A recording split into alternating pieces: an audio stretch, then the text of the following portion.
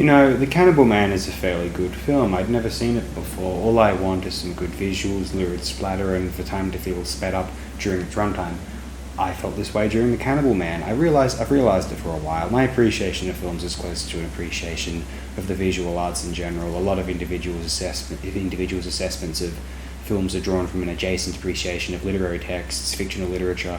I appreciate visuals first and the narrative substance, or say thematic coherence, as a thesis, as a philosophic treatise, as most of the most acclaimed literature is ultimately treated as, very secondly, if that is indeed at all a priority of any film in question. This film was directed by a man named Eloy de la Iglesia, a Spanish filmmaker, a Spanish production, who also directed films such as Glass Ceiling, 1971, Perhaps to Love, Perhaps to Die, 1973, No One Heard the Scream, 1973, and Forbidden Love Game, 1975. I haven't seen any of these. This picture is the only work I have viewed from him. Like Buñuel's Viridiana, this film is considered a commentary on the Franco regime, which brutally enforced the people of Spain for some decades of the 20th century. And that is probably the only thing which this film has in common with Viridiana at all.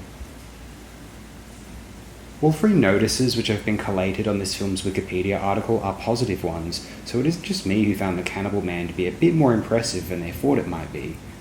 Spain is kind of underrated as a destination of horror films during the 70s, not among aficionados presumably, although whilst many think of Italy as delivering tantalizing horror films throughout that decade, there were some pretty impressive Spanish titles to choose from also, and many of those Italian films wound up being co-productions with Spain anyway, if you go and look at it. Anyway, next time I'll be discussing another Spanish horror film released just a couple years after this film, so let's go take a look.